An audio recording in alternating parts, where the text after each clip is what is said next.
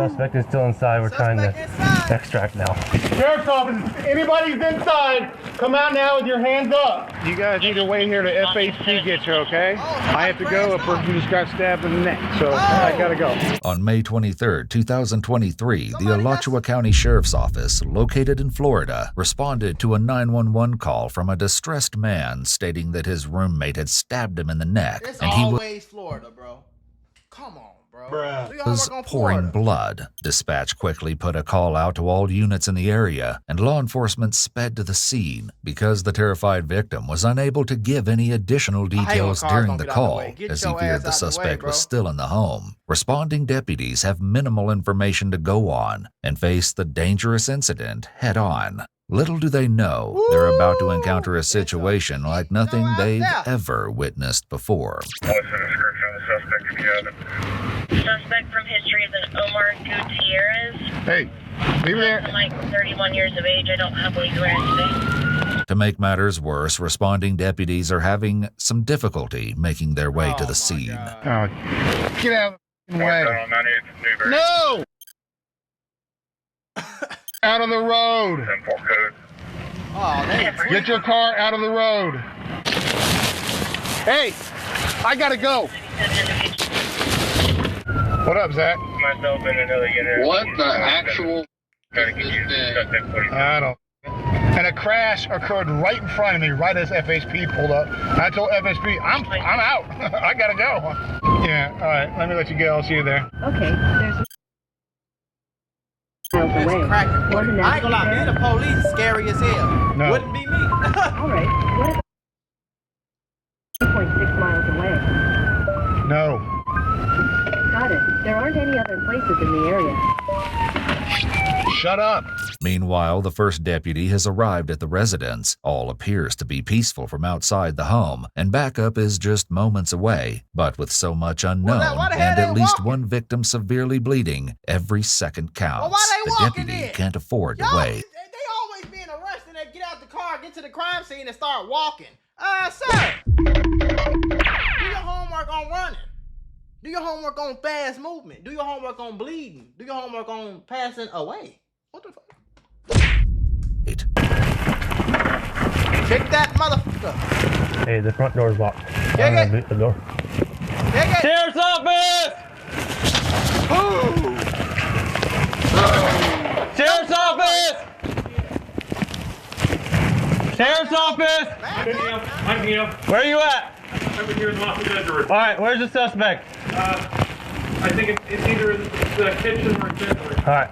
He bleeds, locked himself in the Fortune, bedroom. voice contact with the victim. Suspect is still inside. We're trying to extract now. Are you Omar? Hey, where are you at, man? Omar! Sheriff's office, if anybody's inside, come out now with your hands up. Here, I think he might be in here. Sheriff's office! Hey! Okay.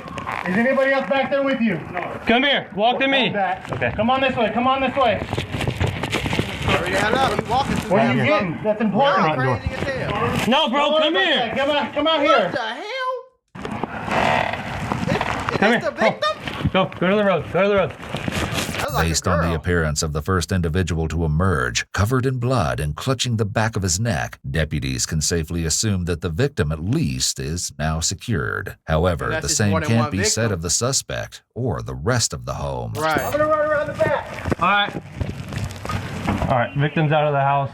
Unknown suspect location. I want to put y'all on to some of the easiest money you'll ever make in your life. Freecash.com is a website that allows you to literally get paid hundreds of dollars just for playing video games on your phone. All you need is an email and a password. Follow the directions on each of the campaigns and you can earn at least $100. My personal favorite game to play was Sunrise Island, and when I clicked on it, they had a $370 bonus. I got $370 just for playing a video game on my phone. On average, it only takes about 17 minutes for most people to start earning money on freecash.com. So if you need some free, easy, extra money, go to freecash.com, click the QR code right here, or go in the description below and start getting that bag. You did? If we have someone with a shield, I'd appreciate it, and the dog. Sheriff's office! Can we get someone with a shield and a dog? Y'all ain't got that in the back. It's a lot of shit about the police that don't make sense. Y'all don't have a medic with y'all. Y'all ain't got no shield in the back in the trunk. Y'all ain't, what the fuck? Come to me, I can hear you. Clear and empty hands. Clear and empty hands, right here. Come on, walk out. Come on, walk out. Turn around. Back up. He's coming out. Back up. Is that the suspect? What the hell? Oh yeah, that's the suspect. All the Show. way out. This nigga got on some slides, some socks, This and a goddamn cat outfit. He crazy. If that ain't the suspect, goddamn it, he gonna be a suspect. Do your homework on telling the future. Do your homework on that so Raven. For them Greg. That nigga crazy. If that ain't the suspect, y'all need to lock him up anyway. This is 32-year-old Omar Gutierrez. Incident reports would later document that he emerged wearing a black and white jumpsuit with a hood and tail that was supposed to look like a cow or cat costume. As far as odd encounters while on the job go, this one would certainly rank high on the list. 5-8, we have the suspect detained at the point. We still have a hot house. We don't know if that's suspect or not. Yeah, no idea. We're in contact with someone. Carlton. Hey, ask the guy. That's what they're doing right now. No one else in the house. Two cats, no dogs. Let's move up the door. We'll get it done. All right. We gave a bunch earlier, but it won't. North County Sheriff's Office, anybody sign, make yourself known. Deputies move in, quickly and carefully, to clear the house. As they canvass the space, room by room, they find mostly what one may expect from the unkempt bachelor pad of a few single, middle-aged men. With one exception, a lot of blood. The majority of it Have y'all noticed that every time it's some crazy shit going on in somebody's house, they house always look like this, folks. Always. Every time it's some weirdo, crazy shit. That's why listen, you gotta go to a motherfucking house and see what's going on up in there. I ain't one to judge. But shit, if your house look like this 24/7, gang, I don't want to be cool with you. You crazy. is found in the area surrounding a computer desk in one of the bedrooms, as well as on the bathroom floor, presumably where the victim obtained the bloodied rag he was seen holding against his neck to stem the flow of blood. Ultimately, no additional individuals are located inside the home, and the crime scene is locked down to preserve evidence. All right, primary, secondary on the residence is secure. I don't think we need the channel for now. We're going to hold the house. A full sweep by the forensics team would later result in the following items being added to a cache of condemning evidence: blood swabs, a Kamikoto knife from the bedroom, a Vestaware knife from the kitchen, touch DNA from both knives, a swab of an unknown substance from the Vestaware knife, and a latent lift card with a digital image. For now, the more pressing questions are, what should be done with the suspect, and will he talk? Probably Lock his ass up. The suspect? Yeah, he's pretty calm and he's in the back of Moore's. Didn't read him, searched him, no weapons. No Yeah. Okay, cool. Said, asked me if he was hurt. He said, mentally. Turn around. Spread your feet out. Nothing else on your purse? You just want to put him in the car? Yeah, come on. Has he said something? I knew he had to be the suspect. He looked crazy. Yeah, look like a nigga stabbed somebody. Suspect here. You want him? We're gonna put you in a different truck, okay? Step out for me, please. Okay. Just do exactly as I say, and everything will be safe, okay? Your call update. Yeah? You sit right there for us, my man. The following items were found on or near Omar and were logged as additional evidence: medical marijuana hand-rolled blunts, a random piece of metal, a green button-up shirt with blood, and, last but not least, a cat jumpsuit. From the victim, a bloody towel and a green button-up shirt covered in blood were bagged as well. However, officers seemed to be a bit short on the standard issue forensic packaging. Hey, evidence? Yeah. Hey, what kind of evidence? Well, it's the rag he was holding for his neck. Bug had that. That's all I got for you. Who's up there? I have a manila folder. I can put it in the manila folder for now. Where's the knife? I don't know. I didn't see it. We don't have that yet. Yeah. Let me move. Just give me that. And I'll move my car away. Okay, cool. Thank you.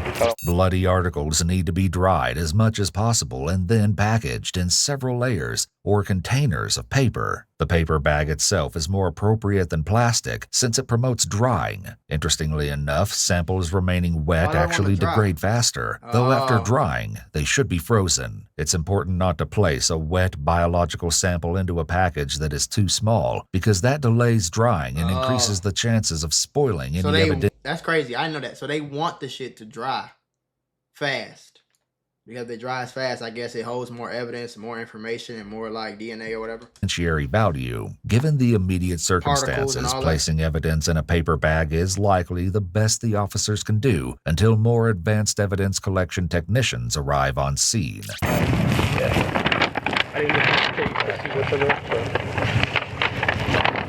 Worked out as good as it could have, but lost a lot of blood down. Hit something? Huh?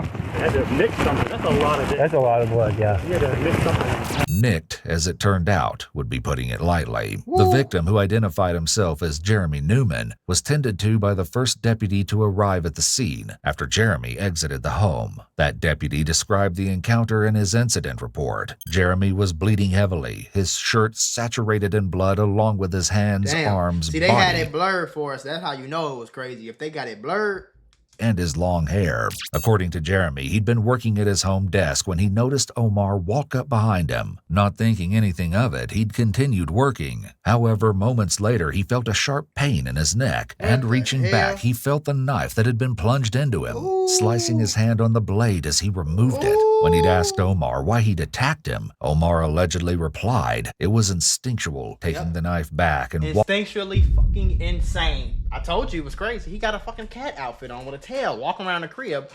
Come on, man. Walking out of the room, Jeremy was transported to Shan's emergency room, where he continued to give his shocking tale. He explained that he was an Australian native who had moved to Florida in 2014 to continue his postdoctoral research at UF. Omar, it seems, had moved in with him and a third roommate about 9 months prior. The pair had been friends for years. I think that's a shoe with a hole in it, because it's only his big toe hanging out.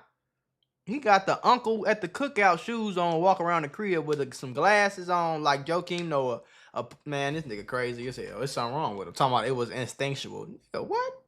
Gone smoothly up until a few weeks before, when Omar accused Jeremy of bothering his cat, which Jeremy vehemently denied. However, it's alleged that Omar's behavior became progressively more odd. He allegedly told Jeremy at one point, "I'm not above killing you." Thankfully, medical evaluations determined Jeremy's wounds to be non-fatal, though additional details are not known. Do you want me to interview him or no? No, don't interview him at all. Do we have his information?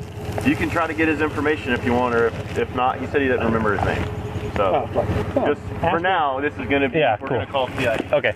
Background checks revealed that Omar had no criminal history and no known history of violence. However, Jeremy did tell law enforcement that he felt Omar suffered from paranoid schizophrenia, though it's important to note that these claims are unsubstantiated. What we do know is that Omar was charged with 1 count of attempted murder and booked at Alachua County Jail on a $1 million bond. Court records, however, show that on July 27, 2023, Omar was found to be incompetent to stand trial following a psychological evaluation and was committed to the Department of Children and Families.